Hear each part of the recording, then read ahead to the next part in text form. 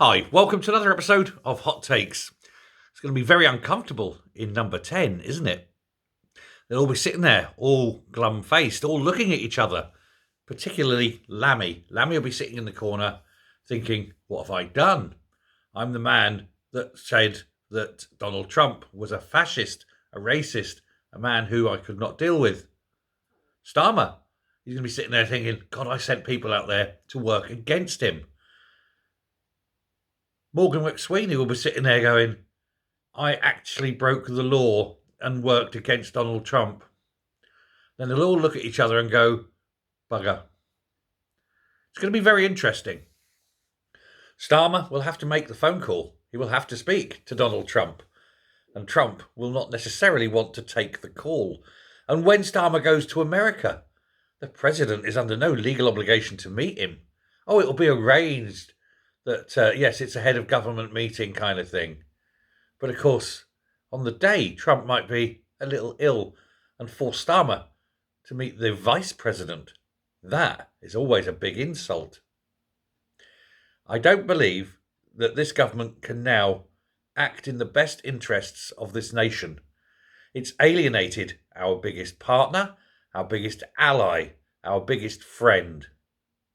And it's done so through ignorance, through racism, through hatred, and it cannot be undone. And when you get the likes of that big gobbed, ignorant, stupid, racist David Lammy, a man who loathes the country he finds himself the foreign secretary of, you have to wonder, A, why is he still in a job? And B, what idiot would appoint such a man to a role so high profile if it wasn't purely for the colour of his skin?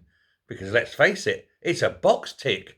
It's not through ability. It's not through his diplomatic skills, is it? It's not through his vast knowledge or great experience. It's because ka-ching, tick, done. Oh, we need someone of a darker hue. Otherwise it looks like we're just one white mass of bubbling Marxist hate. And there you go. You put him in. Donald Trump has already said he's coming for Starmer and he's coming for Lammy. And of course, Elon Musk has already said he's coming for Starmer. I don't think Starmer and the Labour Party have understood the whirlwind they're going to reap. There's going to be a tsunami over them, and it will hit them hard, and they quite literally won't know what to do. They won't be able to cope with it because they've never had to deal with that force of nature, which is Donald Trump or Elon Musk.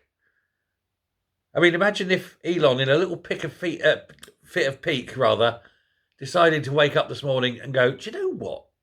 Let's turn off their Twitter feeds. Ding, ding, ding, ding, ding, ding, ding. Just throw them off Twitter. The previous owners of Twitter did it to Donald Trump. And when Musk bought it and called it X, one of the first things he did was put Donald Trump back on there. He's got that power, and it would be great to see. And he could look at all the DMs, couldn't he? You wonder. So yes, I think a very torrid time for both Keir Starmer and the Labour Party is coming. And I think it'll help hasten the end of the Labour Party in this country. And boy, do we want to hope so. Wouldn't it be cracking if one of the very first things that Donald Trump did was to save the United Kingdom from itself, mainly, from that 20% that voted for Starmer. And then we have another election, and we make sure that Labour are never, ever allowed to take power again. In fact, I would go so far as to make the Labour Party a terrorist organisation.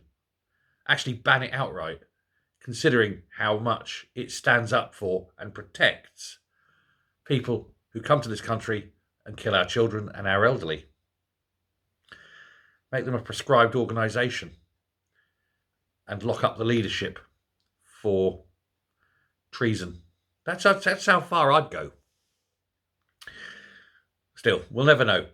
Thank you, Mr. Trump. Thank you for winning. Thank you for doing everything you can to destroy the Labour Party in the next 4 years. Signing off. Thank you. Bye.